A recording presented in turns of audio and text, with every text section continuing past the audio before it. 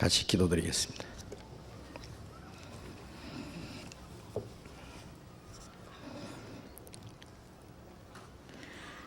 자비로우신 하늘에 계신 우리 아버지, 우리가 죄인 되었을 때 우리를 불쌍히 여기시고 우리가 악한 행실로 하나님과 마음으로 원수가 되었을 때에 주님이 우리를 대신해서 죽어주시고 주님께서 흘리신 그 보배로운 피로 우리 죄를 영원히 씻어주시고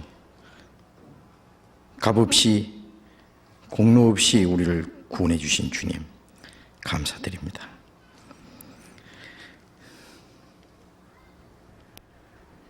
우리를 구원해 주심은 이 세상에 헛되고 없어질 것을 주시기 위함이 아니요 영원한 하나님의 나라와 그 영광을 기업으로 주시기 위함인 줄로 믿습니다. 이 세상 그 어디에도 진정한 행복도 소망도 우리의 바랄 것도 없습니다. 오직 주님께서 우리의 마음속에 영원한 생명과 평화를 주셨고 영광스러운 소망을 주셨습니다. 이제 이 땅 위에서의 우리의 나머지 삶은 오직 하나님의 뜻과 영광을 위해서만 있는 줄로 믿습니다.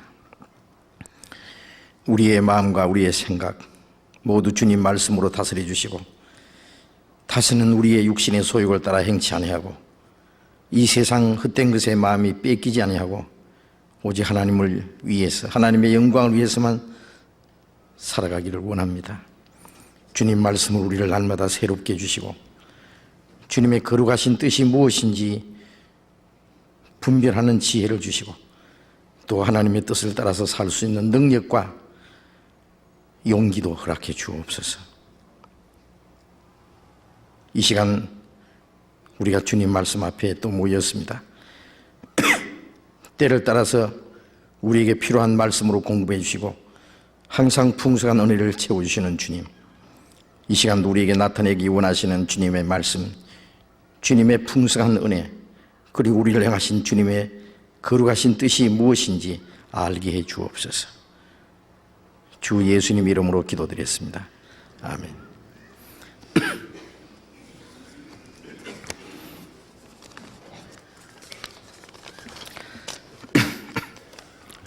먼저 질문 받겠습니다. 지난번에 질문을 해주셨는데 시간이 없어서 답을 못 드린 것이 있습니다. 에스겔 8장 2절 말씀.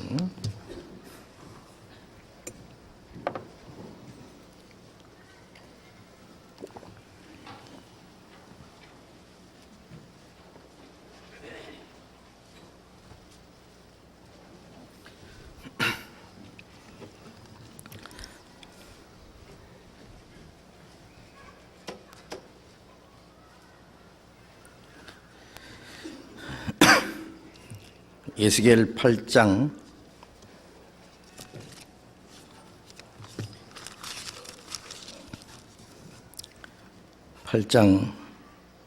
2절 2절 질문하시는데 1절부터 읽겠습니다. 제6년 6월 5일에 나는 집에 앉았고 유다 장로들은 내 앞에 앉았는데 주 여호와의 권능이 거기서 내게 임하기로 내가 보니 불같은 형상이 있어 그 허리 이하 모양은 불같고 허리 이상은 광채가 나서 단쇠 같은데 그가 손 같은 것을 펴서 내 머리털 한 모숨을 잡으며 주의 신이 나를 들어 천지 사이로 올리시고 하나님의 이상 가운데 나를 이끌어 예루살렘으로 가서 앞들로 들어가는 북향한 문에 이르시니 거기는 투기의 우상고 투기를 격발케 하는 우상의 자리가 있는 곳이라. 이스라엘 하나님의 영광이 거기 있는데 내가 덜해서 보던 이상과 같더라. 이 말씀에서 2절 말씀 뭘 다시 읽겠습니다. 내가 보니 불같은 형상이 있어 그 허리 이하 모양은 불 같고 허리 이상은 광채가 나서 단쇠 같은데. 자, 이 내용이 무엇을 묘사한 것인지 어떤 의미가 있는지 궁금합니다는 질문입니다.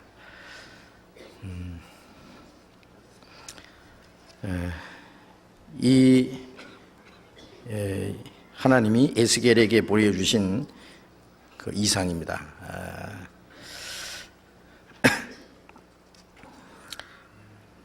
에스겔이 이게 6년 6월 5일 정확하게 날짜까지, 그리고 나는 집에 앉았고 유다 장로들은 내 앞에 앉았는데, 에스겔 선지자가 집에 앉았고 또 유다 장로들은 그 앞에 앉아 있는데 갑자기 하나님의 권능이 거기 내게 임하셨다. 그리고 이상을 보여줬습니다. 이런 이상은 에스겔에게 여러 차례 보여주셨고, 또 다니엘에게도 여러 가지 그 이상, 즉 그 환상 중에 여러 가지 계시를 해 주신 것이 나와 있습니다. 요한계시록은 가장 많은 이상, 하나님께서 보여주신 이상이라고 하는 것은 하나님의 하시는 일을, 또 하나님이 앞으로 하실 일을 계시로 보여준 걸 말합니다. 그 이상 중에 내가 보니 그랬습니다. 불같은 형상이 있고, 이 불같은 형상은 하나님의 모습을 이렇게 표현한 겁니다. 또 그 허리 이하 모양은 불 같고 허리 이상의 모양은 광채가 나서 단쇠 같은데 그렇습니다. 자, 이것이 도대체 무엇을 묘사한 것이냐 그랬는데, 이제 말씀드린 대로 이 모습은 하나님의 모습을 보여준 겁니다.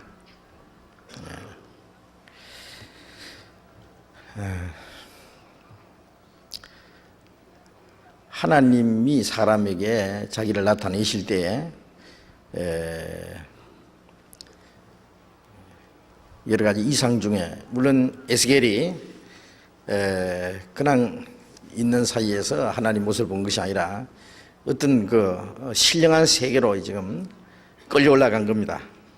지금 그 다음에 보면은 하나님이 손을 펴서 자기 머리털을 잡아가지고 저리 어디로 끌고 갔다 그랬어요. 응? 예루살렘 앞들 북향강 문 우상이 있는 장소까지 하나님이 에스겔을 바짝 들어서 이끌어 갔다 그랬어요. 물론 이제 신령한 환상 중에 들어간 걸 말합니다. 요한계시록 1장에 보면은 사도 요한은 그 예수님의 모습을 봤는데요, 너무너무 무서워서 그냥 기절해 버렸어요. 막 눈은 불꽃 같고 머리는 양털같이 희고, 그 다음에 얼굴은 해가 힘있게 비치는 것 같고, 다리는 아주 빛난 주석 같고, 입에서는 이한 금이 나오고 말이죠.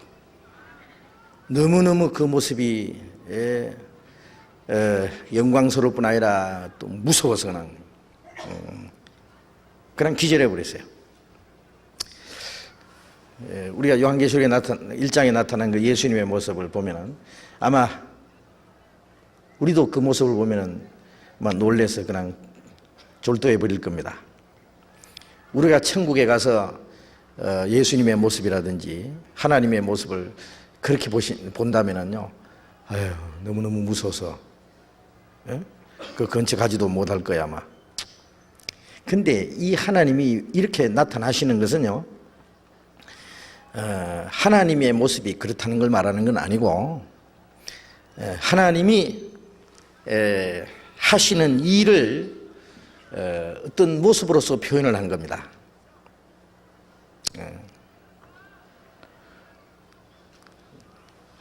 그 요한계시록에 보면은 그 예수님의 모습이 여러 가지로 이렇게 나타났는데,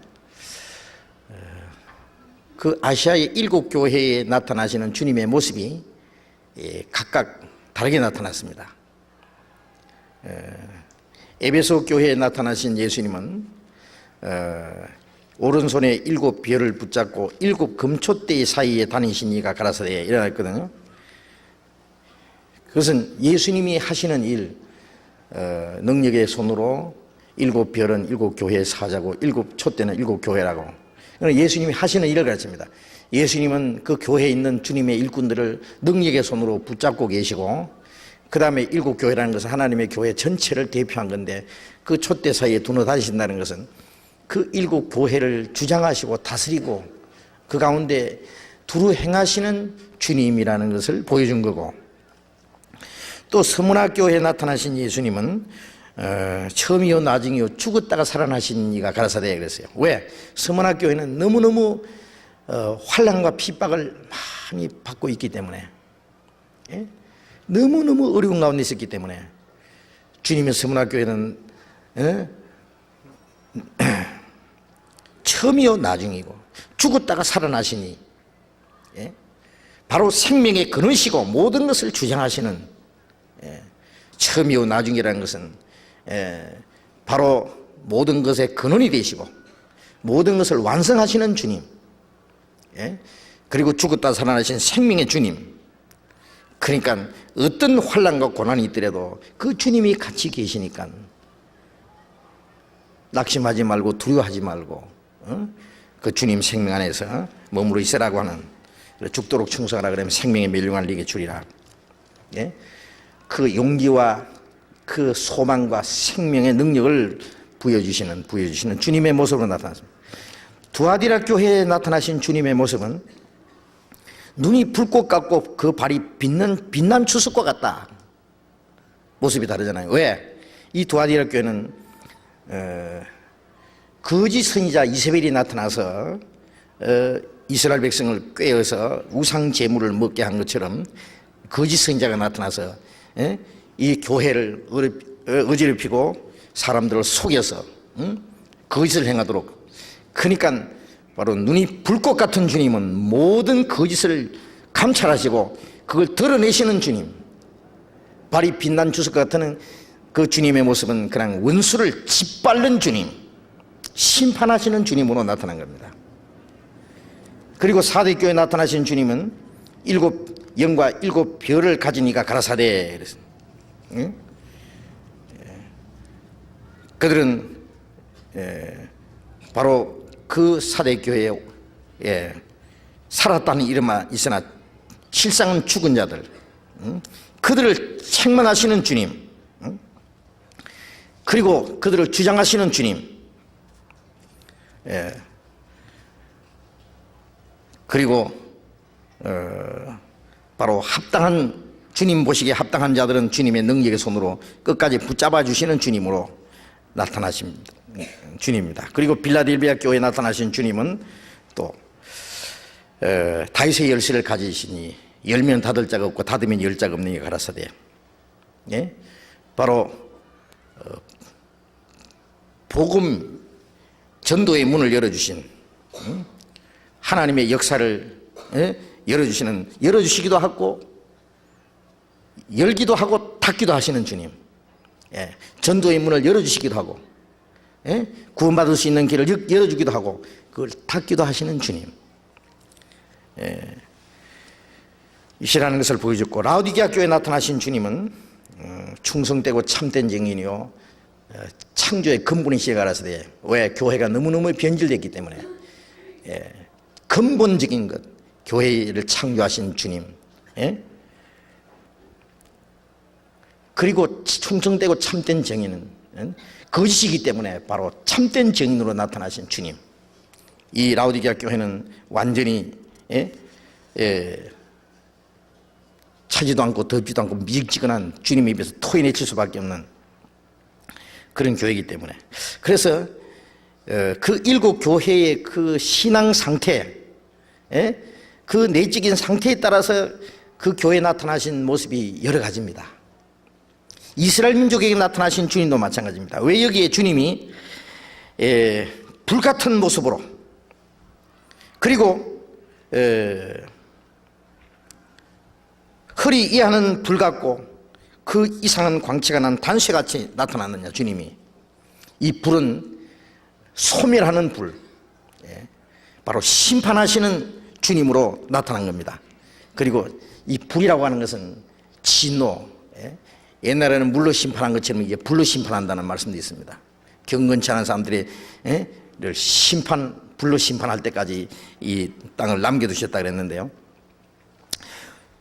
그리고 그 예수님의 그 모습이 그 이상 허리 이상은 광채가 나는 단쇠 단쇠 같다 그런 거예요. 이 빛난 주석과 같다는 말과 같습니다. 바로 원수를 그냥 바로 깨트려 보시는 주님으로 나타난 겁니다. 진노하시는 주님, 원수를 심판하시는 주님. 왜 그 뒤에 보면은 에스겔에게 그 예루살렘에서 바로 우상 숭배하는 사람들, 그래서 투기의 우상, 그 투기를 격발케 하는 우상을 섬기는 모습을 보여줬습니다. 그래서 8장 끝까지 쭉 보면은 하나님이 에스겔 선지자에게 이스라엘 민족의 우상 숭배는, 심지어는 각양곤충과 가중한 짐승과 여러 가지 모습을, 우상을 만들어 가지고 섬기는, 그리고 바로 그 장로들이 하나님을 섬긴다고 하면서 바로 그들이 가증한 일을 행하는,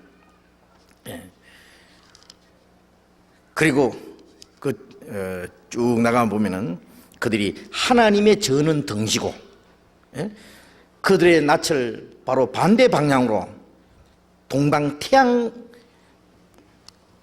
숭배하는, 태양신을 숭배하는 그 경배하는 그 모습을 보였습니다. 그래서 그들이 이제 하나님 앞에 울부짖어도 하나님이 그들을 용서하지 않고 하나님의 그 분노를 그들에게 바로 갚아서 쏟아버릴 것이다. 진노하시는 하나님으로 이렇게 나타났습니다. 그래서 불같은 모습, 그리고 광채가 나서 단쇠 같은, 이 단쇠라고 하는 이런 모습은 바로 심판하시는 모습, 진노하시는 모습으로 나타난 겁니다. 스바냐서 뒤에 한번 봅시다. 스바냐.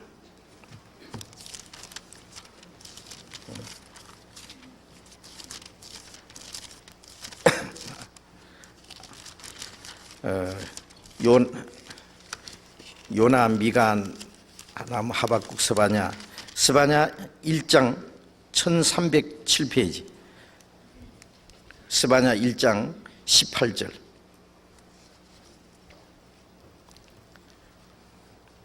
그들의 은과 금이 여호와의 분노의 날에 능히 그들을 건지지 못할 것이며 이 온 땅이 여호와의 질투의 불에 삼키리니 이는 여호와가 이 땅 모든 금인을 멸절하되 놀랍게 멸절할 것입니다.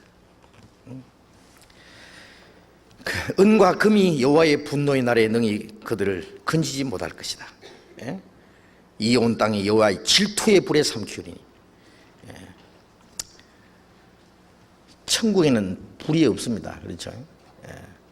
등불도 필요 없다고 했습니다. 지옥에는 불입니다. 영원히 하나님의 진노의 그 심판을 불로 그렇게 보여줬습니다. 여호와의 질투의 불에 삼키리니.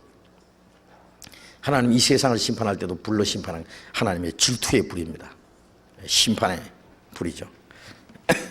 그래서 진노하시는 하나님으로 나타나 있습니다.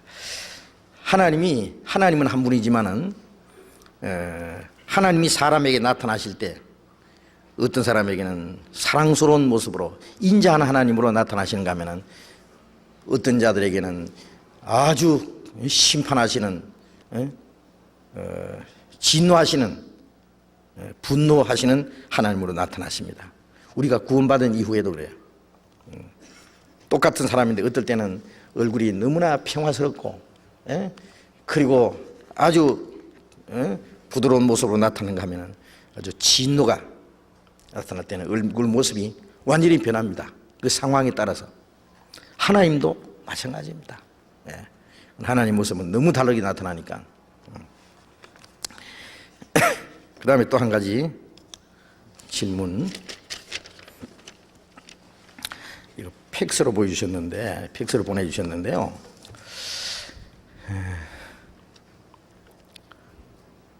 저는 서울교회에서 구원받은 형제입니다. 다름이 아니오라 주변의 많은 형제 자매님들이 고부간의 갈등 문제로 많은 어려움이 있어 신앙적으로 해결할 방법을 찾기 위하여 몇 자 적습니다.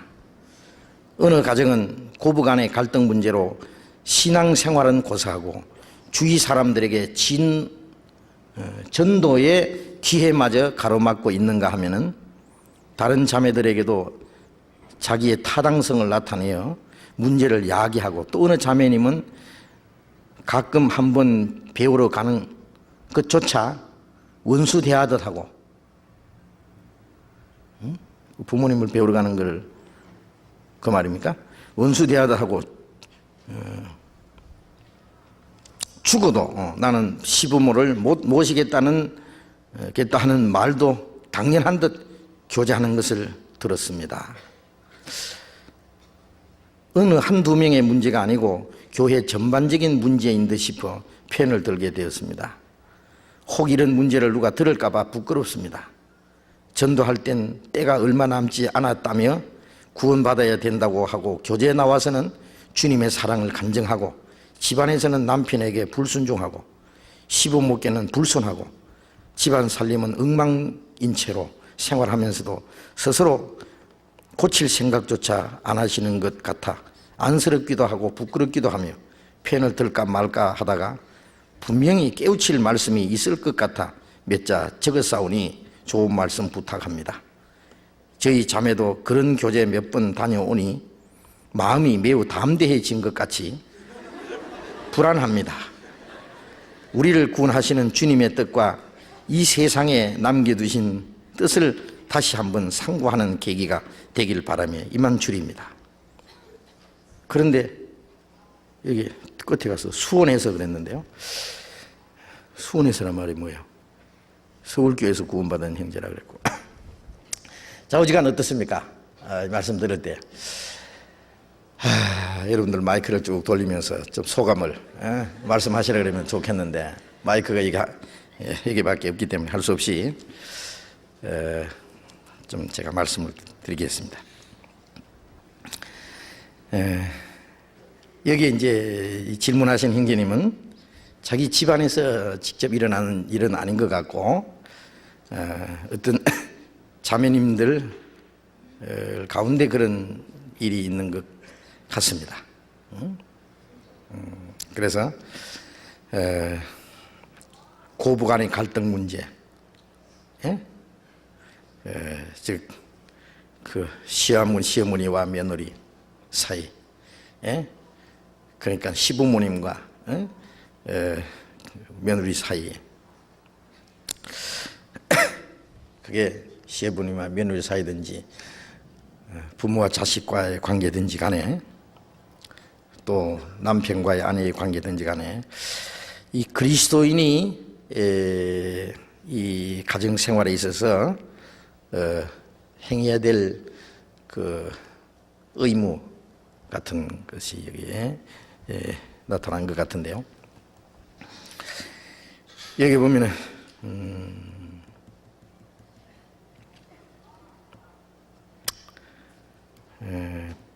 가끔 그 시부모님을 배우러 가는 것조차 원수 대하듯 한다, 그런 말도 있고, 죽어도 나는 시부모를 못 모시겠다,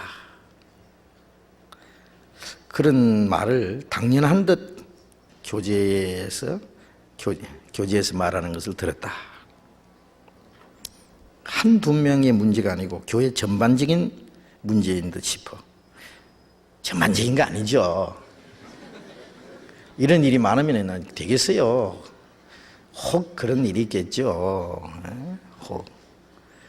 물론 한두 사람은 아니고 막 이런 일들이 있을 겁니다, 아마. 뭐 이런 문제뿐이겠습니까? 근데 이제 덧붙여서 여기 보면은 이제 그러면서도 전도를 할 때는 막 때가 얼마 남지 않았다고 구원받아야 된다 그러고 교제에 나와서 주님의 사랑도 간증하고.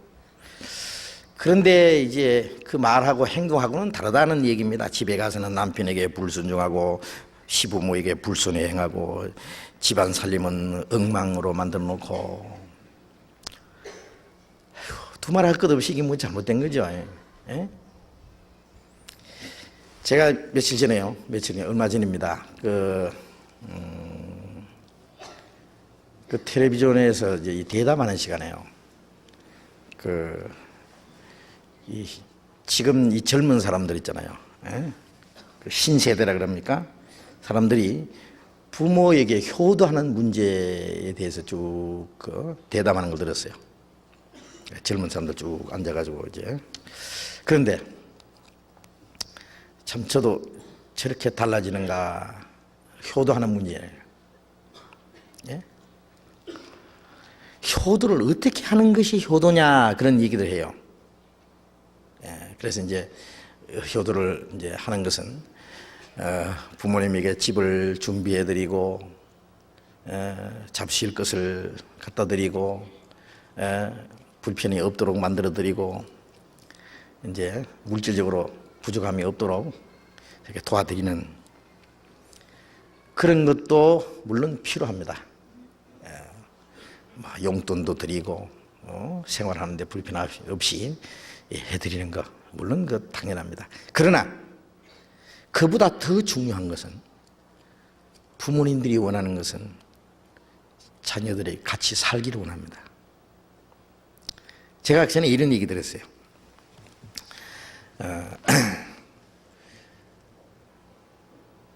어떤 그 어머니를 이제 어머니 계신데 그 친구가 이제 이 얘기를 했어요. 자네 어머니 이게 자네 잘 해드리는가? 물론 우리 어머니는 내가 끔찍하게 잘 해드리려고 노력하지. 집도 새로 지어드렸고 또 용돈도 충분히 매월 드리고, 예?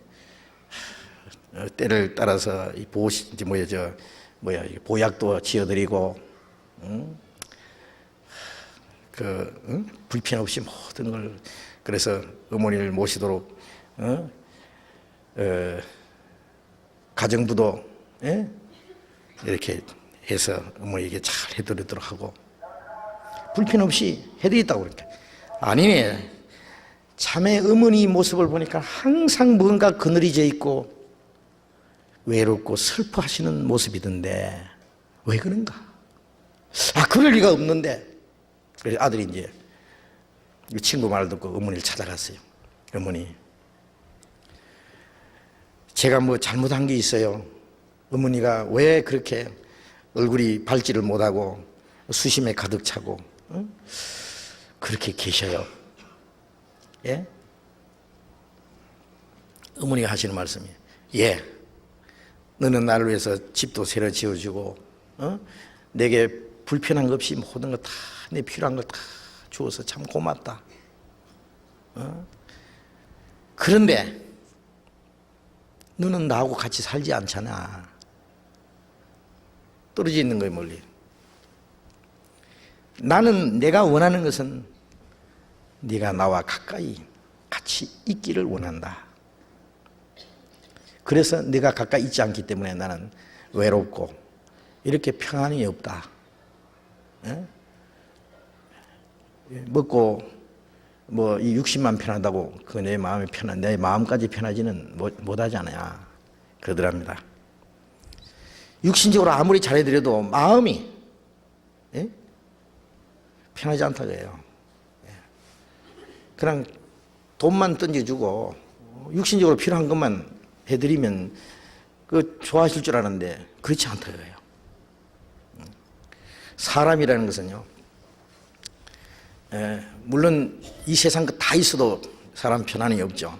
그건 하나님과 올바른 관계를 맺어야만 영혼이 평안해야 됩니다. 이 세상 육신적인 가지고 그 영혼의 그 갈등을 달랠 수가 없죠. 이제 영적인 걸 떠나서 육신적으로도요. 사람은 물질적인 것도 필요하지만 그보다 더 중요한 것은 사랑입니다. 사랑. 예? 그 사랑이라는 것은 물질적으로 표현이 나타나기 전에 가까이 있기를 원해요. 가까이. 가까운 이웃이 먼 친척보다 낫다 그러잖아요. 아무리 부모 자식 간에도 형제 간에도 멀리 있으면 가까운 남보다 못한 거예요. 가까이 있기를 원하는 겁니다. 그런데 요즘 세대 사람들은 부모를 어떻게 생각하냐면 효도하는 걸요. 같이 살기를 원치 않아요. 이상해요. 모시는 거 싫어해요. 참 대단히 죄송한 말씀입니다만은요. 제가 자녀를 12인가 14인가 모르겠네. 하여튼 우리나라에서 제일 많이 낳으신 분이에요. 그 이상 낳으신 분도 계신지 모르겠어요. 그런데 그 자녀들이 거의 다 성공해가지고요. 박사도 되고 교수님도 되고 뭐 잘 살아요. 거의 다 잘 살아요. 그래서 그 할머니가 구원을 받으셨기 때문에요. 이 얘기를 들어보면요. 자기 자녀들을 그렇게 자랑을 해요. 손자도 막 박사가 수두룩 하고 벌써요. 뭐 자녀들 전부 다 막 뭐 성공해가지고 교수님들이고 뭐 굉장히 쟁쟁해요. 혹 이제 그렇지 못한 분도 있지만 그런데 그 중에 한 사람도 어머니를 모실 사람이 없어요. 모실 사람이 없어요. 그래서 이 집에 가서 한 달 있다가 제 집에 가서 한 달 있다가 떠들이. 어머니가 계실 방이 따로 없어요. 어머니가 그렇게 원하는 거 아니에요. 자식들이 못 모시겠다고 해요. 떠들어요.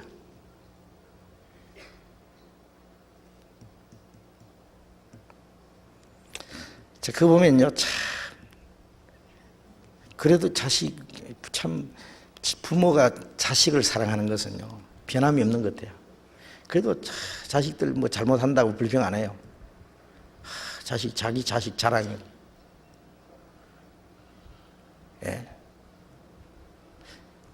끔찍이 생각하는데 자식은 그렇게 자식들을 많이 낳아서 길러서 공부시켜서 그랬는데요. 그 부모의 사랑을 10분의 1도 없는 것 같아요.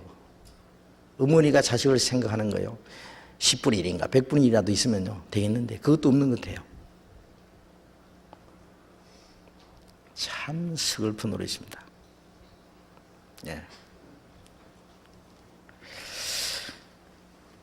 그래서 제가 이 젊은 사람들이 대답을 드니까 꼭 부모님을 모셔야만 효도라고 생각하지 않습니다. 이러는 거예요. 어떻게 하는 거예요, 그러면? 양로원에다 갖다 주겠다는 거예요? 요새 아시죠? 저 공원에 그 집 잃어버린 그 할머니들, 할아버지들 헤매는 거예요. 공원에 갔다가 내버려요. 제주도 구경시켜 드릴게요. 그리고는요, 공원에 내버리고, 그 할머니 혼자 내버리고 가는 거예요. 그러면 시에서 길 잃은 할머니, 의지할 것 없는 할머니라 그래서 이제, 그 시에서 이제 뭐 양로원에 맡기든지 어디, 물론 말 못할 사정이 있겠지만은 세상에 옛날에 늙으면 고리장 하잖아요. 그래가지고는 굴 속에다가 이제 뭐 밥 몇 그릇 갖다 드리고 그냥 그 먹고 죽으라 그래요. 지금 고리장까지는 안 하더라도 세상에 말이죠.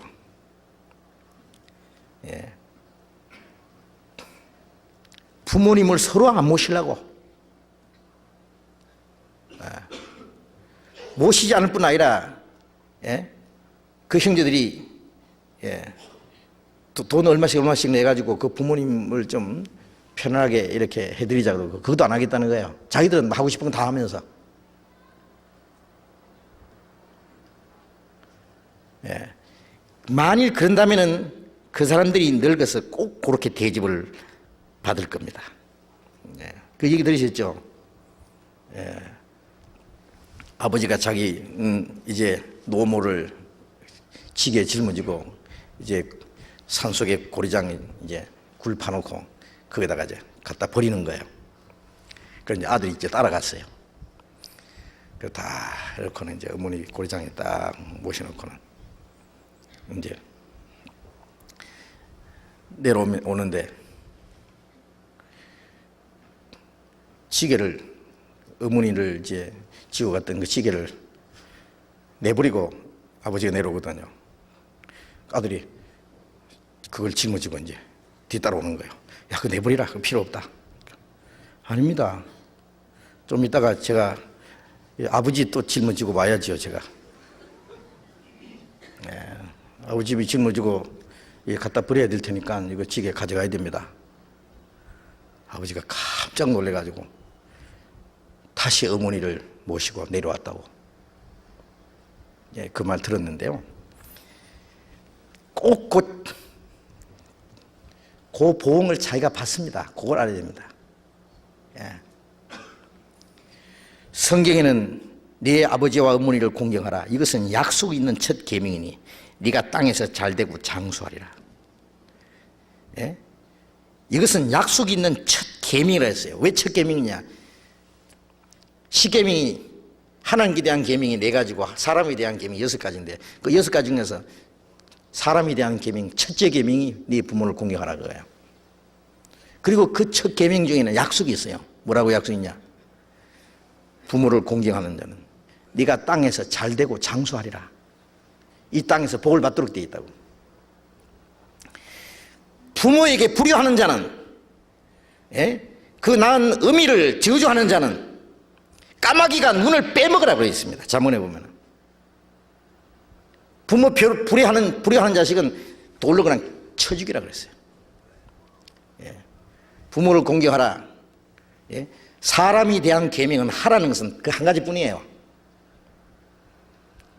나머지 5가지는 하지 말라는 거예요. 예? 하라는 것은 네 부모를 공경하라, 그거 하나뿐이에요. 나머지는 하지 말라는 거예요. 하라는 거 안 하는 것도 죄고 하지 말라는 거 하는 것도 죄입니다. 네 부모를 공경하라, 그 다음에 살인하지 마라. 살인하지 마라 그랬는데 살인하는 것 죄지요. 그러나 살인하는 죄보다도 더 큰 죄는 부모를 공경하라 그랬는데 안 하는 게 살인하는 죄보다 더 큽니다. 근데 사람들이 그걸 몰라요. 예?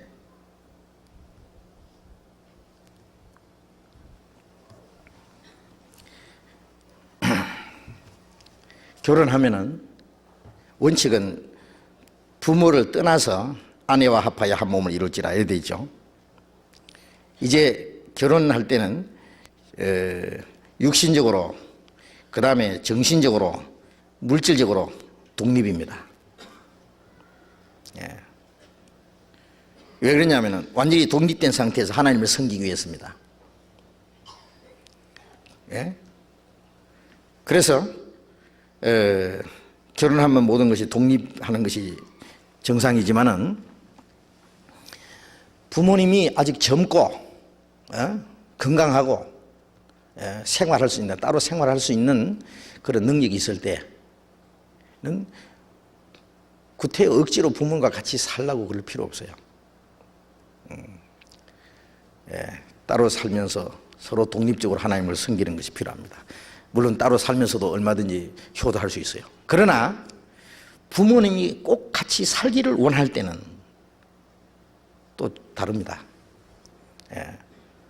살기를 원할 때는, 살기를 같이 살아야 될 어떤 이유가 있었을 때, 또 부모님이 이제는 연세도 많고 여러 가지로 따로 살기가 어려울 때, 그럼 부모님을 모셔야 됩니다. 어떻게 할 겁니까? 예? 여러 가지로 부모님이 이제 늙고 뭐 이제 병든다든지 이래가지고는 따로 살 능력이 없을 때는 그럼 저도 어린애는 과원에 맡기듯이 부모님 양로원에 맡깁니까? 부모가 야, 너 집에 있는 것보다 는 양로원에 가는 게 더 편하겠다고 굳이 양로원에 가시려고 하면은 또 문제가 다르겠지만은 자녀들하고 같이 살기를 원하실 때는 그 부모님을 당연히 모셔야 됩니다.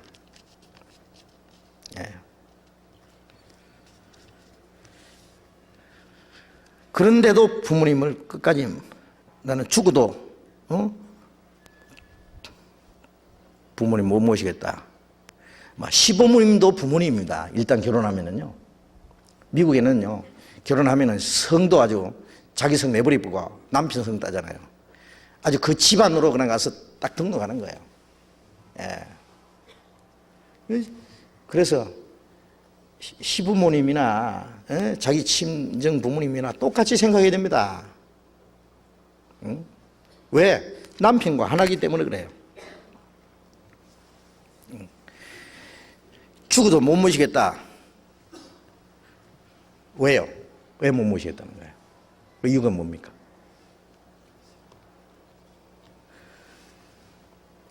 힘들죠. 또 뭐 부모님이 까다로운 부모님일 수도 있겠죠. 그래도 모셔야 됩니다. 그것은 육신적으로 자기에게 메어진 십자가입니다.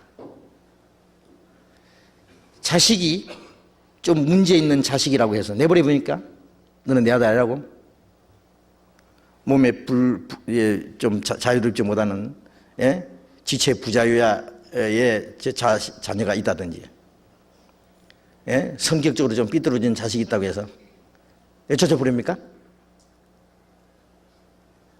그 자식한테는 당연히 해줄 줄 알면서 부모님이 좀 문제가 있다고 못 모시는 거예요?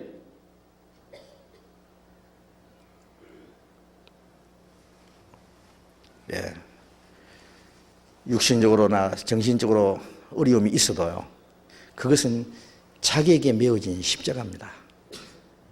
일단 결혼하면은 남편이 가난해도 자기가 같이 가난해야 되고, 남편이 병들면은 같이 간호를 되고 고통을 받아야 되고, 남편이 성격이 좀 특별하면은 그걸 자기가 감당을 해야 되고,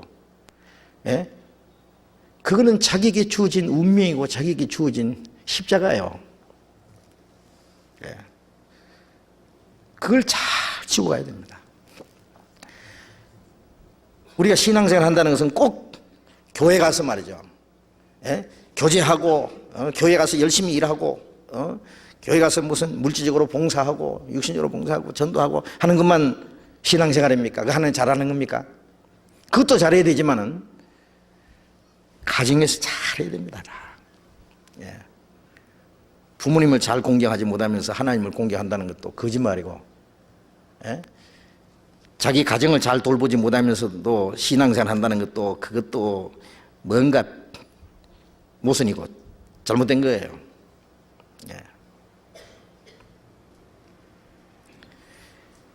어떤 문제가 있으면은 그건 자기에게 메어진 십자가라고 생각하고 그거 잘 지고 가야 됩니다. 주님이 그 짐을 벗겨주실 때까지. 알겠어요? 그걸 자기가 벗어보려고 그러면 안 돼요. 자기에게 주어진 그 십자가는 고난이죠. 고난, 희생. 어떨 때는 자식이 자기에게 십자가일 수도 있고, 남편이 십자가일 수도 있고, 자기 아내가 십자가일 수도 있고, 부모가 십자가일 수도 있고, 어떤 어려운 문제가 자기에게 주어진 십자가일 수도 있어요. 그러나 하나님 앞에서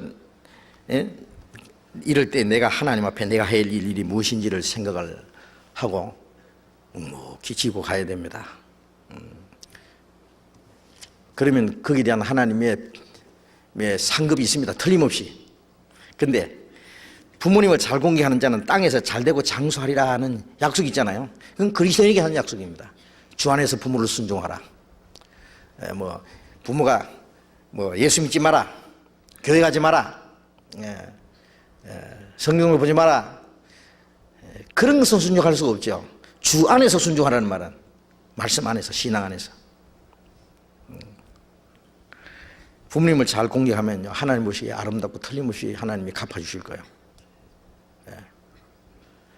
그런데 부모님의 은혜를 생각하면요, 아무리 부모에게 잘해도요, 잘하려고 해도 부모님의 은혜는 다 갚을 수가 없어요. 근데 아까 말한 대로 그 자기를 낳아주신 부모가 아닌데 시부모는 그만큼 그 자기는 은혜를 입지 않았고 뭐 자기 보답할 거 없다고 생각이죠. 그렇지 않습니다. 남편이 누굽니까? 남편이 해야 될 일을 자기가 하는 거 똑같아요. 한 몸이라는 게 뭡니까? 이제는 하나의 같은 마음과 같은 목적과 같은 운명을 가진 사람이에요. 전부 같아야 됩니다. 따로 올 수가 없어요. 고난을 받아도 같이 받고, 잘 돼도 같이 되고, 어려도 같이.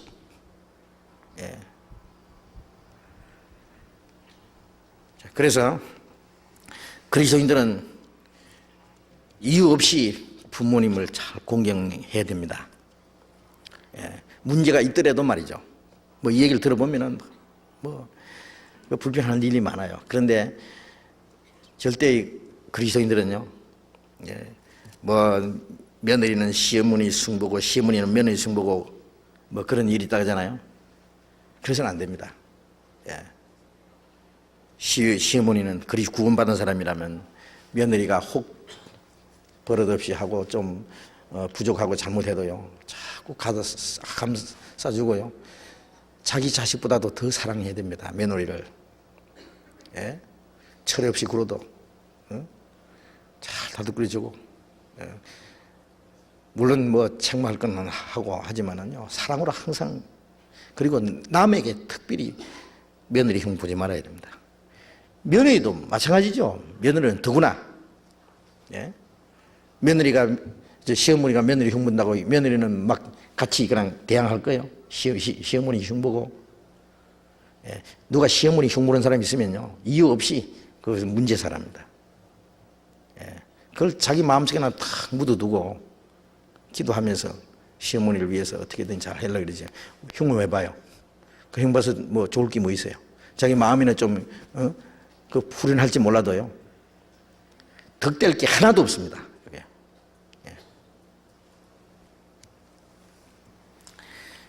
점점 그것은 불화가 심해집니다. 한쪽에서요, 저쪽에서는 잘못해도 한쪽에서 자꾸 사랑으로 그러면 결국요, 사랑 앞에서 굴복합니다. 굴복 안 할지라도 하나님 앞에 자기 할 일 하고 그러면 하나님께 맡기는 거예요. 두 손이 맞아야 소리가 난다 그러잖아요. 손뼉. 두 손이 탁 맞아야 소리가 나지. 하나는 자꾸 피하면은 때려가면 이래 피하고 없잖아요.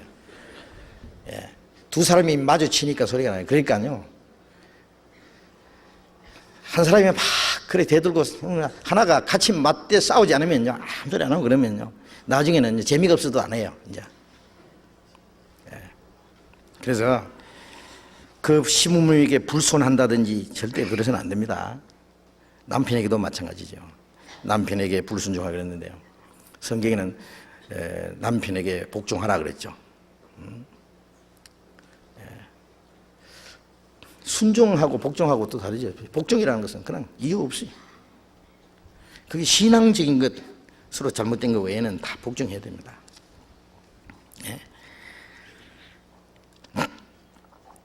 그리고 집안 살림은 엉망으로 만든다 그랬는데, 엉망인 채로 생활하면서 고칠 생각도 안 한다 이랬는데요, 물론 어느 정도인지 모르겠지만요,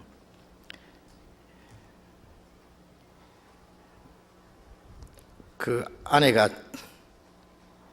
자기 집안 살림을 잘 하지 않는다면 참 문제입니다. 애들 남편 뒷바라지 잘하고 자식들 잘 이제 길러고 다 돌봐줘야 되고요. 가정을 깨끗하게 아주 단정하게 밝게 만드는 책임은 아내에게 있습니다. 근데 집안에 붙어 있지도 안 하고 그럼 맨날 돌아다니기만 하고, 여러분 이 구원받은 이 자매들 말이 났으니까요, 우리가 교회 나오고 또 우리 자매들 할 일이 많잖아요. 그렇다고 해서 맨날 교회만 쫓아다니고 집안은 막 엉망진창 만들었고 막 구석구석에 먼지 투성이 막 양말 쪼가리에 뭐 쪼가리 그냥 냄새나는 거 굴러다니고 말이야. 애들은 막 시커멓게 만들어 놓고 집에 가려면 썰렁하게 만들어 놓고 자기 혼자 믿음 줘서 쫓아다니면요, 예. 그리고 그냥 시어머니한테만 매겨놔 버리고 그냥, 예. 그러면 안 됩니다. 교회 일도 하지만 집안 일도 잘해야 됩니다. 그러니까 두 가지 다 잘해야 되니까 바쁘지요. 예. 절대로 집안 엉망 만들어 놓고 교회를 한다고만 쫓아다니지 마세요. 예. 그러니까 참 힘들죠. 힘들어요. 알겠습니까? 두 가지 다 잘하려니까. 예? 어떤 사람 전도하니까 그러대요. 남자가, 나는 예수 안 믿는다고요. 죽으면 죽었지 안 믿는다고 그러대요. 여보세요, 당신 안 믿으려면 보통 안 믿지 왜 죽어도 죽어야 안 믿어요. 우리 마누라 꼴 보니까 믿고 싶은 마음이 싹 없대요. 왜 그런지, 우리 마누라, 예, 예수 믿는다고 맨 그냥 애들도 엉망진창 만들고 집구석도 엉망진창 만들어 놓고, 예? 그러니 우리 집은 예수가 망쳐놨다 그래요. 어떻게 했길래 남편이 죽으면 죽어도 예수 안 믿도록 만들어 놨으니. 잘했습니까? 예. 자기 혼자 그냥 천사 같고 막, 남편은 막 마귀 같고 막, 자식들은 마귀 새끼 같고, 집안에 가면 막 집구석이 막 그냥 지옥구석 같고 말이죠. 교회만 가면 천당 같고 막. 뭐 틀렸습니다. 왜 남편이 마귀예요? 마귀 아닙니다. 가끔 마귀의 역사에서 그렇지 마귀는 아니에요. 예? 그렇게 생각하면 안 돼요. 그 구원받아야 될 그 불쌍한, 예? 남편에게 잘해야 됩니다. 잘해가지고 어떻게든지 꼬셔가지고 예수 믿도록 해야지, 구원받게 해야지. 그래야지 평생 안 믿습니다. 예. 그래서요, 그 참 잘해야 되는 디모데전서 한번 봅시다. 디모데전서 5장 8절.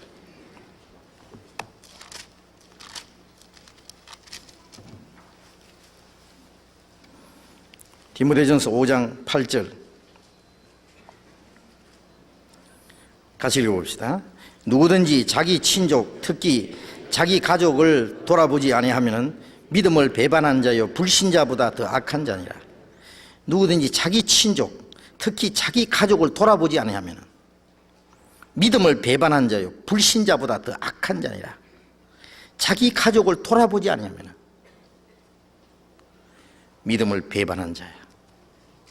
예? 불신자보다 더 악한 자이다. 자, 그래서요,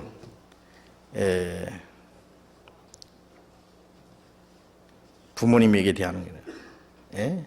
자기 가족에 대한 각자의 책임을 다해야 됩니다. 잘해야 됩니다. 예? 그리고 그 시부모를 모시지 않는 것이 무슨, 예? 잘하는 것처럼 자랑스럽게 그냥, 예? 다른 사람에까지 그걸, 예? 전해가지고 다른 사람까지 그거, 제가 그 텔레비전에 보니까요, 그 진짜 남 들을까봐 겁나더라고. 애들 들을까봐 겁나더라고. 나는 그렇게 생각 안 합니다. 효도라는 것이 꼭 부모님을 모시고 뭐 그렇게 하는 것이 효도라고 라고 생각하지 않습니다. 아주 뭐 담대하게 막 아가씨들이 말이요.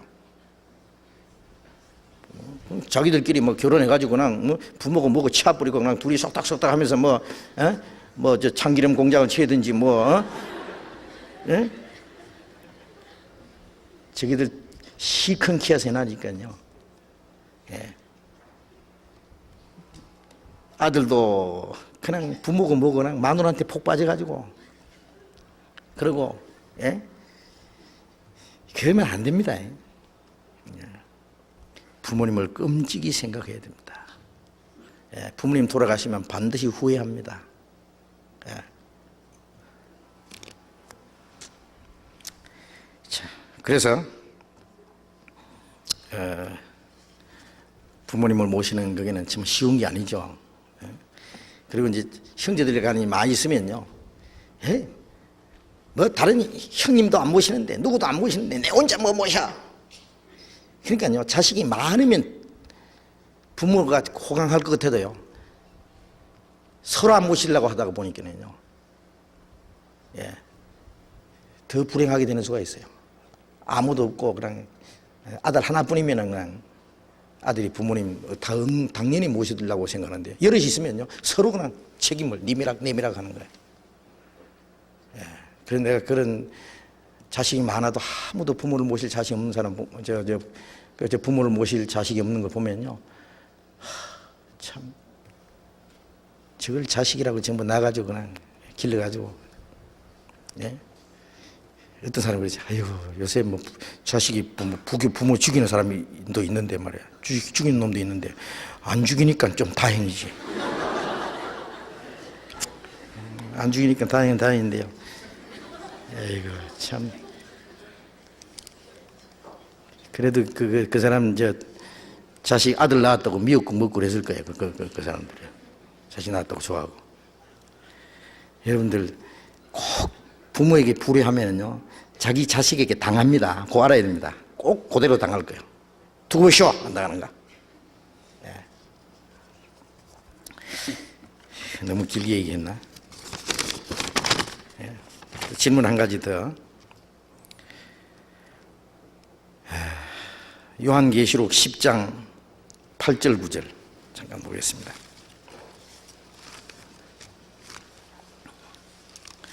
요한계시록 10장 8절 9절.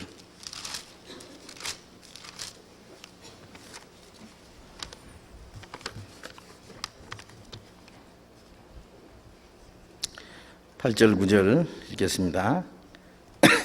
하늘에서 나서 내게 들리던 음성이 또 내게 말하여 가로되, 네가 가서 바다와 땅을 밟고 섰는 천사의 손에 펴 놓인 책을 가지라 하기로, 내가 천사에게 나아가 작은 책을 달라 한즉 천사가 가로되, 갖다 먹어버리라. 네 배에는 쓰나 네 입에는 꿀같이 달리라 하거늘, 내가 천사의 손에서 작은 책을 갖다 먹어버리니 내 입에는 꿀같이 다나 먹은 후에는 내 배에서는 쓰게 되더라. 저희가 내게 말하기를, 네가 많은 백성과 나라와 방언과 임금에게 다시 예언하여야 하리라 하더라. 작은 책은 무엇이며 먹으니 배에는 쓰나 입에는 달다는 의미는 무엇인지요? 그랬습니다. 여기서 말하는 이 작은 책, 천사의 손에 펴 놓인 작은 책을 갖다 가지라 하기로, 그 작은 책을 갖다가 먹으니까 입에는 꿀같이 단데 배 속에 들어가기는 쓰더라. 이 작은 책이 도대체 뭐냐? 아신 분 있으면 좀 얘기하시렵니까? 입에는 꿀같이 달다는 말이 뭐예요? 깨닫고 보니까 참, 깨달았으니까, 비밀을 깨달았으니까 정말 좋죠. 달콤하다는 것은 좋은 거예요. 근데 배 속에 들어가서 쓰다는 말은, 근데 약은, 몸에 좋은 약은 입에는 쓰나 몸에는 좋다 그러잖아요. 이건 거꾸로인 것 같아요. 입에는 단데 배 속에 가서는 아주 쓰다는 것은 말이에요. 이 배 안에 들어가니까 막 이 문제가 생긴 거예요. 막. 이게 고난입니다. 뭐냐면요, 이 천사의 손에서 놓인 책은 하나님이 천사를 통해서 모세에게 율법을 주셨고, 천사를 통해서 복음은 주시지 않습니다. 그거 알아야 됩니다. 이 마지막 이 작은 책인 것은 마지막 때 하나님이 이 세상에 내릴 심판을 경고하는 책입니다. 그래서 이것을 먹었는데 배에는 썩게 되라. 저희가 내게 말하기를, 네가 많은 백성과 나라와 방언과 백성에게 다시 예언해야 하리라. 이것은 복음이 아닙니다. 많은 나라와 백성과 방언과 임금들에게 다시 이 하나님의 복음을, 다시 복음을 전할 기회를 준다, 그 얘기가 아니에요. 구원받는 복음을 말하는 게 아니라 마지막 하나님이 다시 이 세상을 심판한다고 하는 심판의 경고입니다. 심판을 경고하는. 그러니까 그걸 깨달았을 때는 좋은데 그 사도 요한에게 마음에 큰 마음의 고통이 되는 거예요. 심판의 말씀. 비밀을 깨달아서는 좋은데 그것을 경고하려니까 얼마나 괴롭겠어요. 그 다음에 21장을 보겠습니다. 21장 19절.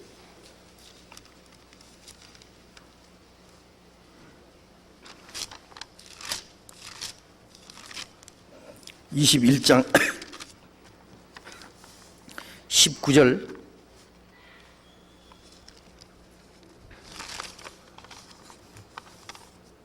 21절까지인데 한번 읽어보겠습니다. 21장 19절.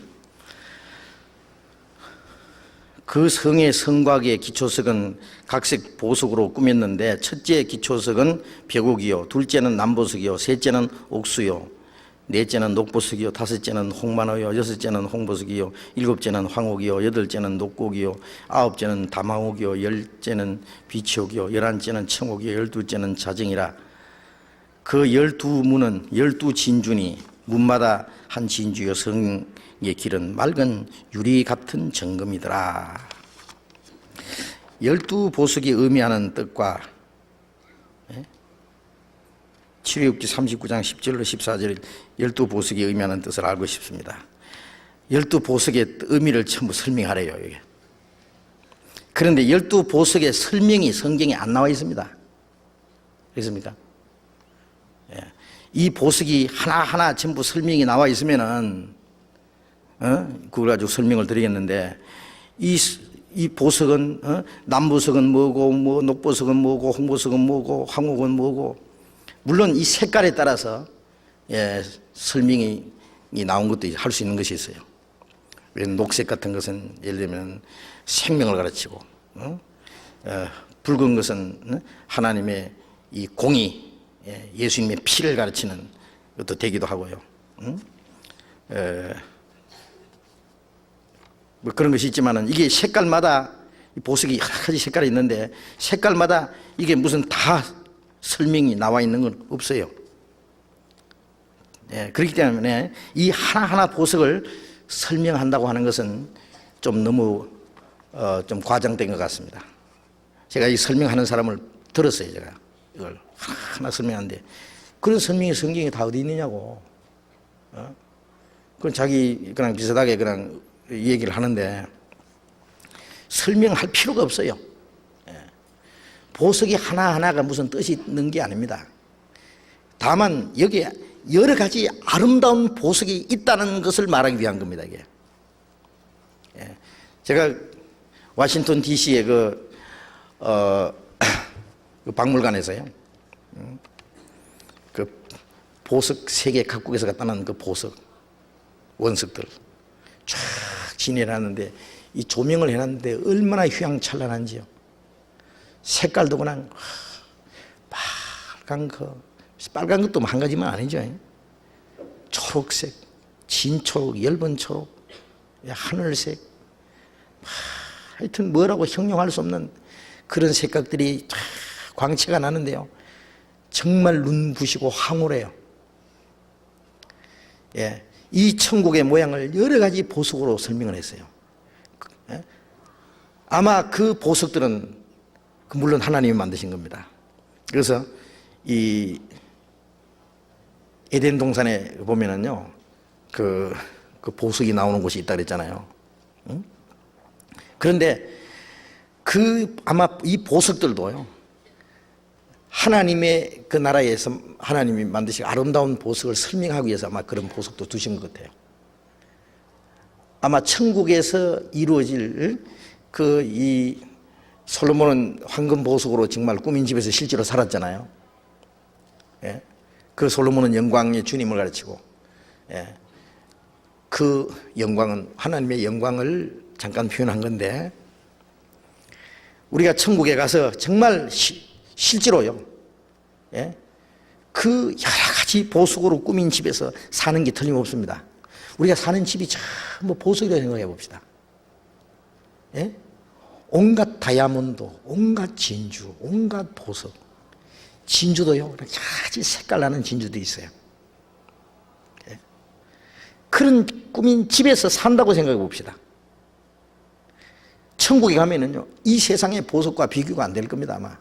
실제로 살아요. 이거는 비유가 아니에요. 하나님이 사도 요한에게 실제로 보여준 거예요.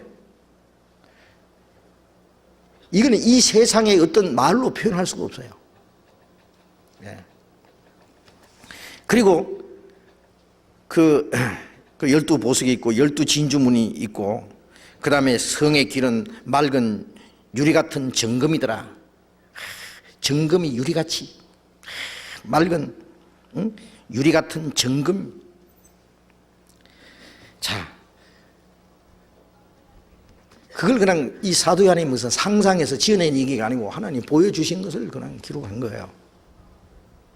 그 천국의 너무 영광스럽고 아름다운 모습을 설명을 한 겁니다. 예. 그걸 갖다가 이 보석 하나하나에게 그 무슨 뜻이 있느냐, 뜻이 있는 게 중요한 게 아니고, 예. 뜻을 알게 될 때는 저절로 나중에 알게 될 때까지 놔둬요. 이 보석이 정말 뜻이 있다면 하나님이 언젠가는 이 뜻을 알게 할 겁니다. 그러나 이 성경에 그 뜻이 하나하나 뭐 설명이 안 돼 있으니까 그걸 억지로 설명하려고 할 필요가 없습니다. 여기 출애굽기 39장 10절이라고 있는데요. 39장 10절. 네.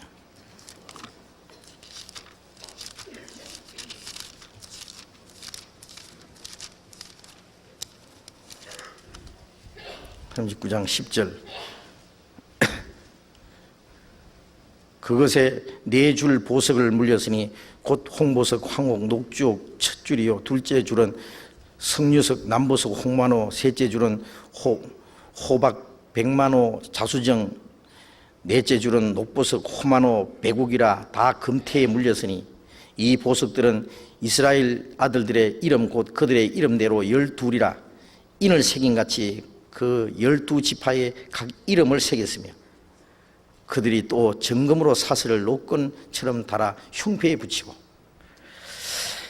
자, 여기에 쭉 나오는 그 이제 12보석, 여기도 이거는 12보석은요 제사장이 지성소에 들어갈 때 입고 들어가는 이 가슴의 흉배에 12지파의 이름을 여기 기록해 가지고 여기다가 가는데 그 12지파의 이름을 기록하는 것이 전부 이 보석입니다. 12보석입니다. 12보석으로 쫙 되어 있어요. 네?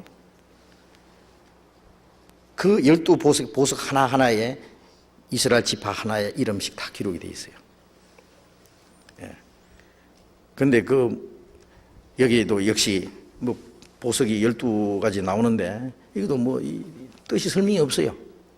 예. 그래서 여기는 물론 그것도 하나님의 영광을 표현하는 겁니다. 예. 그러니까 이걸 제가 이 보석 하나하나를 설명할 수도 없고 할 필요도 없습니다. 그래서 이 보석은 보석대로 가만히 놔둬요. 보석은 그냥 보석이니까. 예.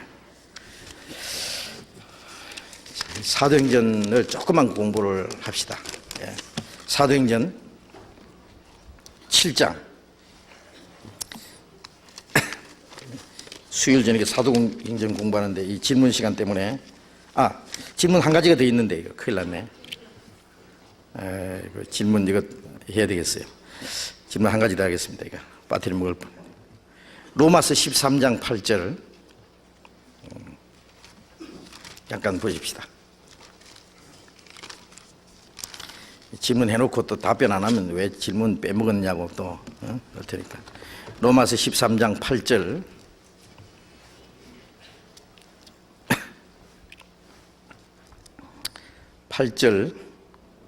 읽겠습니다.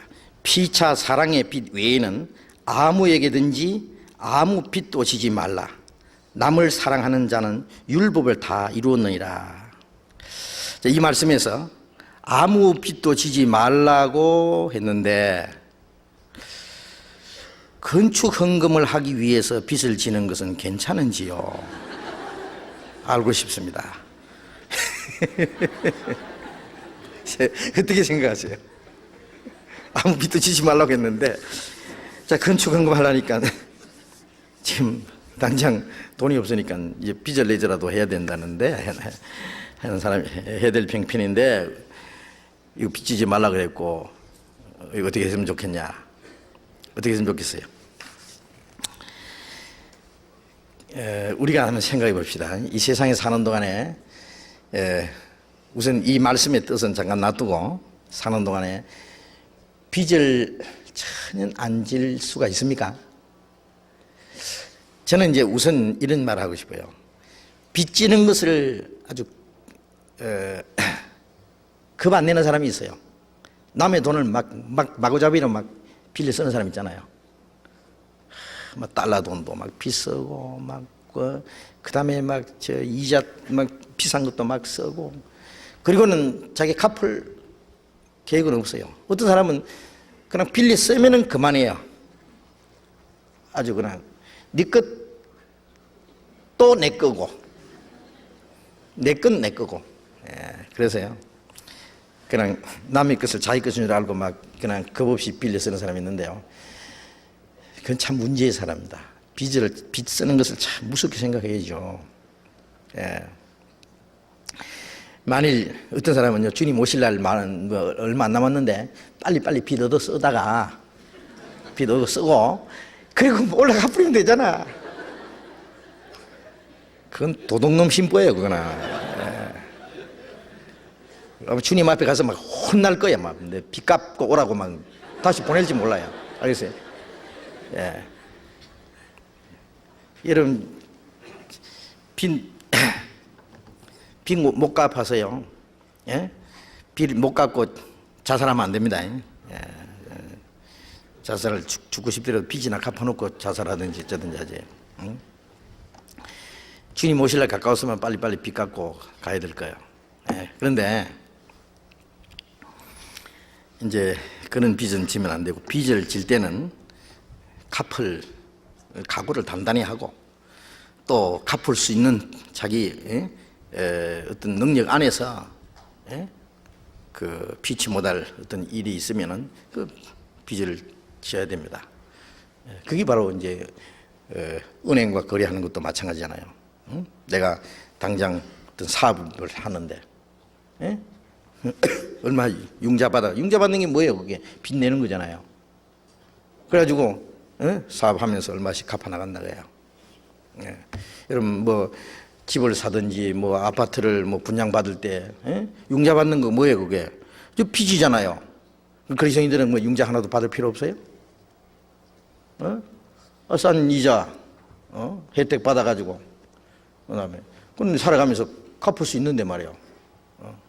갚을 수 없는 사람이 말이죠, 뭐 엄청난 그냥 엄청나게 큰 뭐 아파트를 사가지고 그냥 그거 나중에 못 갚아가지고 그건 넘어가 버린다니, 그러면은 그거는 무모한 짓이죠. 자기 힘에 맞게 이 정도면 내가 몇 년이면 내가 갚을 수 있다. 장기로 갚을 수도 있고. 미국 같은 데는요, 아야 뭐 집은 말이죠, 한 20%, 많아봐야 30%. 보통 한 20%만 돈 주면요, 예를 들면 1억짜리 집 산다면은요, 한 2천만 원만 주면은 내 집 만들 수 있어요. 그리고 처음에 주는 돈을 갖다가 그 다운페이라 그러고, 그 다음에 매월 갚는 것을 페이먼이라고 그러죠 아마. 그래서 그 매월 그 이자하고 원금을 갚아 나가요. 그거는 오래 갚아요. 뭐 20년, 30년 뭐 이렇게 갚아 나가요.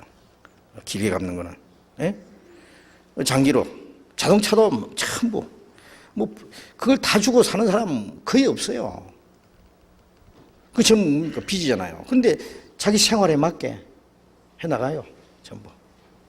근데 그리스도인은 그냥 빚지지 말아 가지고 막 천년 안 냅니까?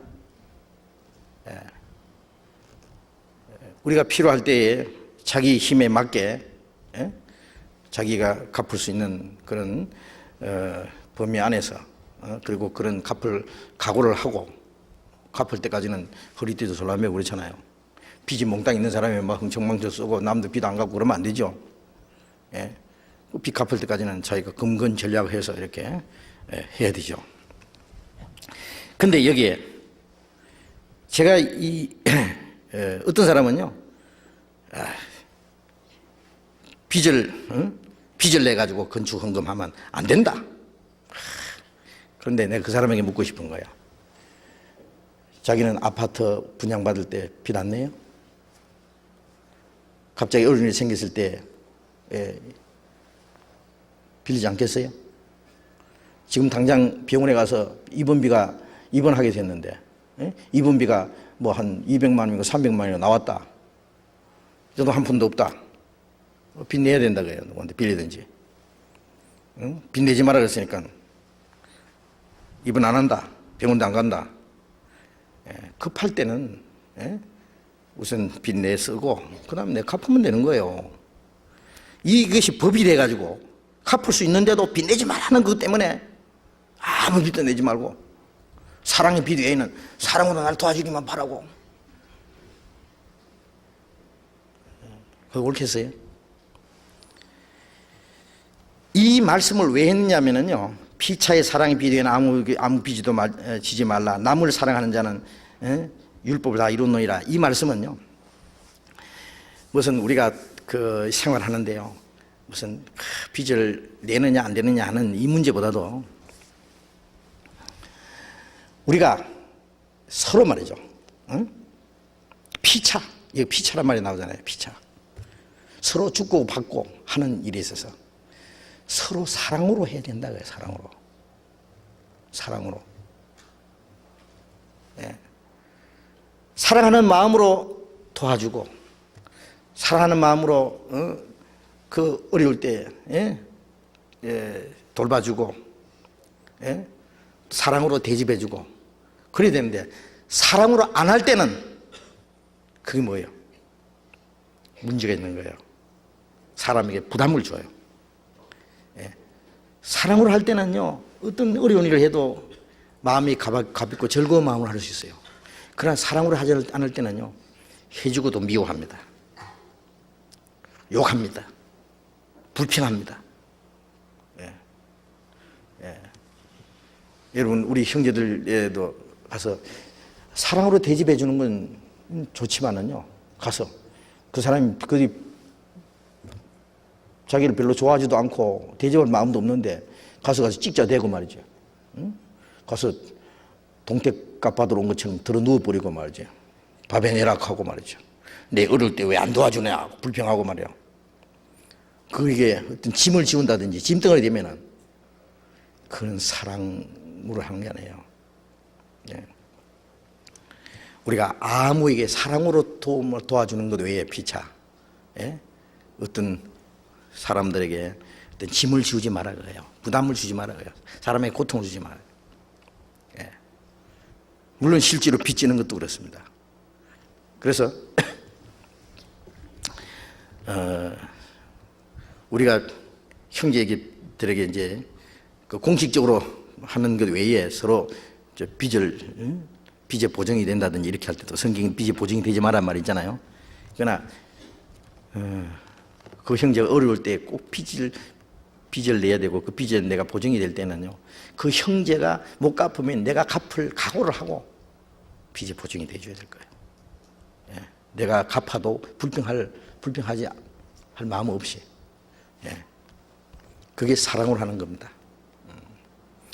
그리고 우리가 내가 다른 사람에게 내가 도움을 받고 어려울 때 그럴지라도 그 상대편에서 즐거운 마음으로 정말 형제로서 그 해주는 것은 사랑하는 마음으로 하는 거예요. 그 사랑으로 해주는 거고, 그렇지 않고 사랑으로 하는 것 외에 어떤 순수하지 못한 목적으로 그 사람이 나를 대접해 준다든지 만일 그런 거면 그건 거절해야 될 거예요. 예? 그 속에 다른 목적이 있을 때. 사랑에는 거짓이 없나니 그랬죠. 거짓이 있는 것이 있어요. 예. 그건 진정한 사랑이 아니죠. 사랑은 자기 유익을 굳지 않고, 예. 악한 걸 생각지 않고 이래 있죠. 그런데 그렇지 못한 경우가 있어요. 잠언 23장을 잠깐 봅시다. 잠언 23장. 잠언 23장 1절. 네가 관원과 함께 앉아 음식을 먹게 되거든 삼가 네 앞에 있는 자가 누구인지 생각하며 네가 만일 탐식자여든 네 목에 칼을 둘 것이니라. 그 진찬을 탐하지 말라. 그것은 간사하게 베푼 식물이니라. 관원과 함께 앉아서 음식을 먹게 되거든 네 앞에 있는 자가 누구인지 생각해보라. 같이 음식 먹는 자가 정말 사랑하는 마음으로 대접해 주는 건지 마음을 같이 하는 사람인지. 예? 만일 탐식자이든 네 목에 칼을 줄 것이라. 그 사람이 만일 자기 앞에 있는 사람이 잘못된 사람이거든 예? 그런 사람의 것을 먹으려고 탐내지 마라. 목에 칼을 두라는 것은 그 말하고요. 예? 그 진찬을 탐하지 마라. 그것은 간사하게 베푼 음식이니라. 사랑으로 베푼 것 외에 간사하게 베푼 음식은 식물로 먹지 말아 그래요. 이제 올무에 걸립니다. 그거는. 예? 그래서 6절에 보면 그랬죠.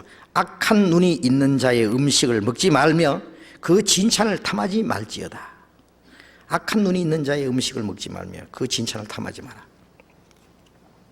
대저 그 마음은 생각이 없다면 그 위인도 그러한즉 그가 너더러 먹고 마시라 할지라도 그 마음은 너와 함께하지 아니함이라. 네가 조금 먹은 것도 토하겠고 네 아름다운 말도 헛된 대로 돌아가리라. 악한 눈이 있는 자의 음식을 먹지 마라. 그걸 탐내지 마라. 그건 사랑으로 베푼 게 아니니까. 다른 목적이 있으니. 예? 너에게 먹고 마시라 할지라도 그 마음은 너와 함께 하지 않는다. 네가 조금 먹은 것도 결국 토하게 될 거다. 그리고 네 아름다운 말도 헛된 대로 돌아가리라. 예. 그래서 서로 사랑으로 대하는 것 외에는 예? 그 아무에게도 짐을 주지 마라. 예를 들면 내가 돈을 빌려 쓰지 않아도 그 사람에게 어떤 신세를 지면은요, 그거 빚지는 거예요. 빚지는 거. 그렇잖아요. 어떤 사람 그 대접을 탁 받으면 이거 내가 빚을 졌습니다. 내가 언제 빚 갚아야지. 그런 말 하잖아요. 예. 바울 사도는 어떤 책임감을 복음 전할 책임도 내가 빚진 것처럼 예. 그렇게 그러니까 정말 사랑으로 대해주는 것 외에는 아무에게다가 신세를 지지 않아야 된다. 그런 얘기예요. 응? 우리가 내가 갚을 각오를 하고 내가 하는 것은 그건 또 문제가 달라요. 그렇잖아요. 내가 그 사람에게 짐 주는 거 아니죠. 내가 갚을 수 있는 능력 안에서 갚을 각오를 가지고 빌려서 쓸 수도 있어요. 아까 로마서 13장 8절 때문에요. 어떤 교단에서는 구원받았다는 사람들 중에서요. 아주 일전도 돈 빌리면 안 된다고 하죠. 아주 철저히 가르치는 사람이 있는데요. 그건 정말 우리가 살아가는데 어떤 뭐라 할까 올무를 놓는 것 같습니다. 우리가 세상에 사는 동안에요. 예. 내가 지금 당장 돈이 없어도 어떤 일을 해야 될 경우에 융자를 받든지 빚을 내서 그걸 정당하게 내가 갚을 수 있다면 그거 상관없다고 생각합니다.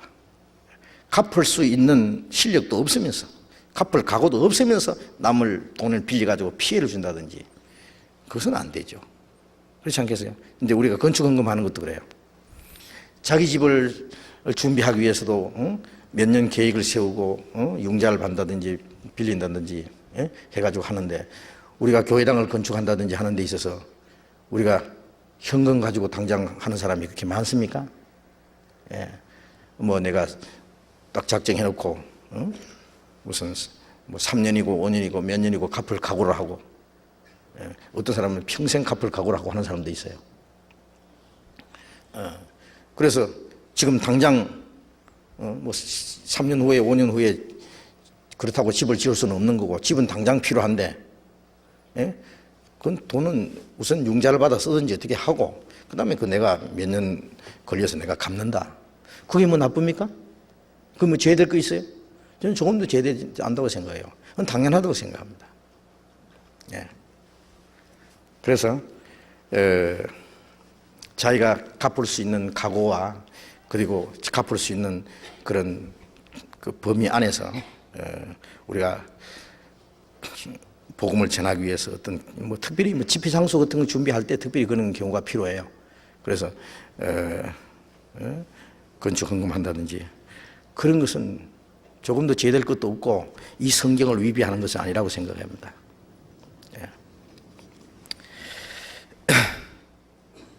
빌레몬서 한 곳에 볼까요? 히브리서 앞에 빌레몬서가 있습니다. 빌레몬서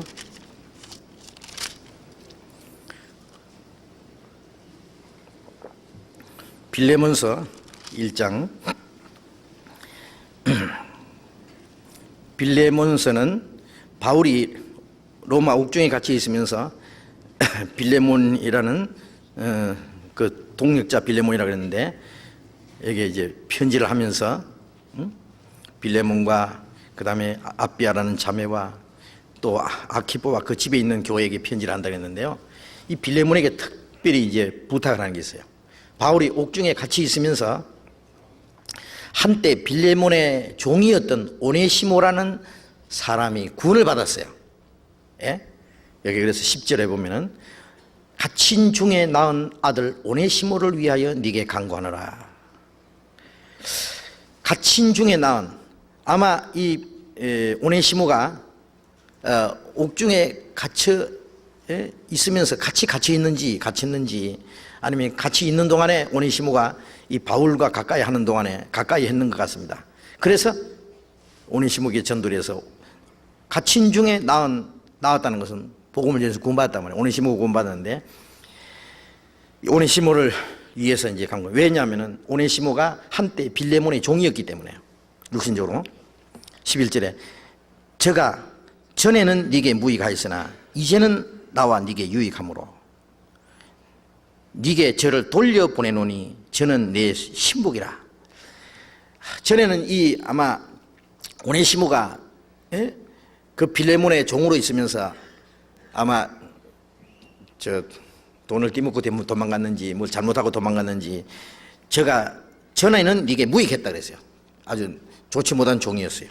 그러나 이제는 구원을 받았기 때문에 나와 네게 유익함으로. 그렇죠. 한때는 남을 해치던 사람, 아주 나쁜 짓 하던 사람이 구원받고 나면은 이제는 정말 새 사람이 되고, 이제는 그 사람이 주인에게 다시 돌아간다면은 잘 섬길 수 있는 사람. 바울 사도에게도 내게도 유익하다. 네게 저를 돌려보내노니 저는 내 신복이라 그랬어요. 바울은 이 오네시모가 그전에 나쁜 사람이 있고, 이 오네시모에서 빌레몬에서 아마 도망가 가지고 이리 왔는지 모르지만은 이제는 내 신복이고, 그래서 저를 돌려보낸다. 나를 위해서는 저를 내게 머물러 두어 내게 내 복음을 위하여 갇힌 중에 네 대신 나를 섬기고자 하나, 다만 네 성낙이 없이는 내가 아무것도 하기를 원치 않으니. 왜? 네 종이었으니까. 육신적으로 네 종이었으니까 네 성낙 없이는 이 오네시모를 내게 머물러서 나를 섬기게 할 마음이 없다. 왜? 네 선한 일이 억지같이 되지 않냐고 자유로 하게 하려 함이라 그랬습니다. 이제 쭉 넘어가서요. 18절에 저가 만일 네게 불의를 하였거나 네게 진 것이 있거든 이것을 내게로 회개하라. 오네시모가 네게 잘못한 게 있으면은 내가 갚겠다. 빚진 것이 있거든 이것을 내게로 회개하라. 내게로 내 이름 밑에다가 달아놔라. 내가 갚겠다 그거야. 나 바울은 친필로 쓰노니, 이 말 할 때는 아주 자기 친필로 쓰는 거예요. 내가 갚으려니와. 오네시모가 빚진 거 있으면 내가 갚아준다 그야. 너는 이 외에 네 자신으로 내게 빚진 것을 내가 말하지 아니하노니. 여기에 빌레몬이 바울에게 빚진 게 있는 것 같아요. 이건 꼭 돈으로 빚진 것만을 말하는 게 아닌 것 같습니다. 이 오네시모가, 이 빌레몬이 바울에게 많은 그 은혜를 입은 사람이에요. 은혜를 입은 사람이에요. 그 은혜를 입었다는 말을, 예? 도움을 받았다는 말을 빚진 것이라고 표현한 거예요. 예? 야, 오네시모가 네한테 빚진 빚이 있으면 오네시모에게 그걸 받으려고 하지 말고 내가 갚아줄게.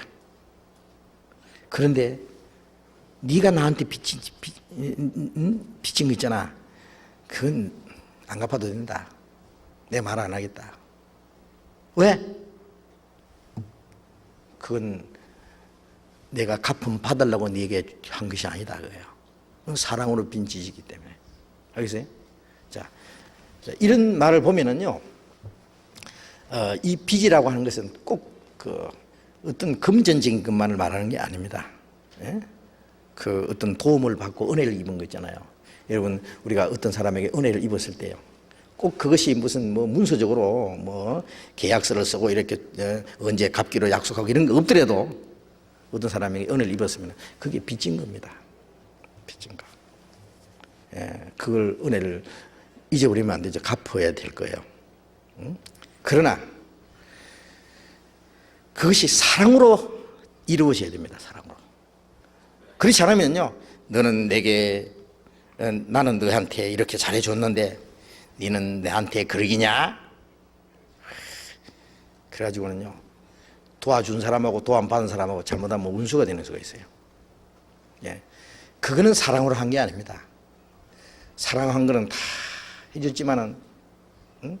나는 내가 다른 사람에게 빚진 것은 내가 갚을 마음을 가지고 있지만, 다른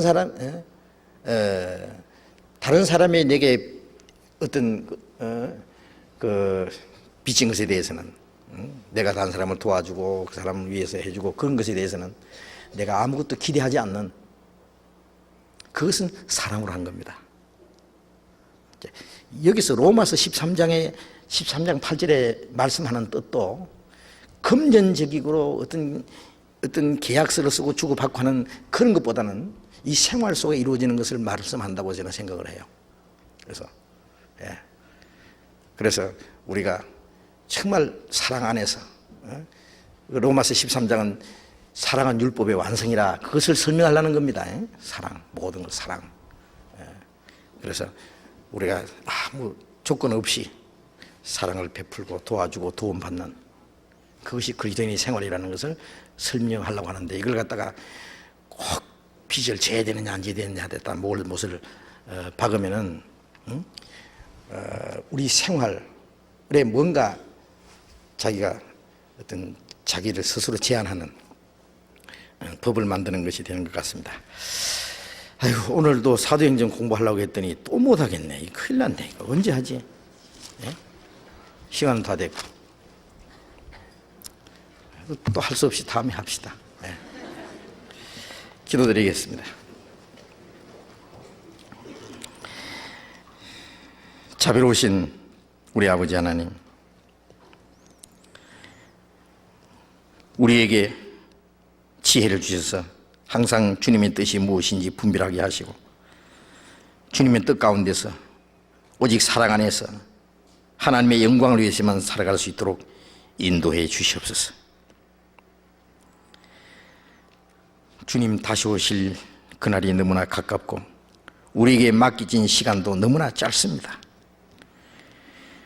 우리의 시간과 우리에게 주신 힘과 물질과 우리에게 주신 재능과 모든 것 다 오직 주님을 위해서만, 주님의 영광을 위해서만 있는 줄로 믿습니다. 우리 중에 아무도 자기를 위해서 사는 자가 없고, 자기를 위해서 고난받는 자도 없고, 자기를 위해서 죽는 자도 없게 하시고, 우리가 살아도 또 죽어도 또 무엇을 하든지 오직 주님을 위해서만 하게 주옵소서. 이는 우리의 생명도 우리의 몸도 우리의 나머지 생애도 모두 주님의 것이기 때문입니다. 우리의 마음과 생각 모두 주님께서만 다스려 주시옵소서. 우리 주변에 불쌍한 이뤄진 영혼들, 저들에게 우리에게 주신 주님의 생명과 진리를 전해서 날마다 구원받는 역사가 계속 일어나게 해주시고, 우리가 이 하나님의 큰 역사를 위해서 마땅히 해야 될 일이 무엇인지를 알게 해 주시옵소서. 우리 교회가 앞으로 해야 될 일들 너무나 많습니다. 게으르지 않고 열심을 다해서 주님을 섬기고, 또 열심을 다해서 주님이 우리 각자에게 맡기신 일들 더욱 감당하게 해 주시옵소서. 모든 것 주님 능력의 손에 의지하면서 주 예수님 이름으로 기도드렸습니다. 아멘. 광고 있습니까?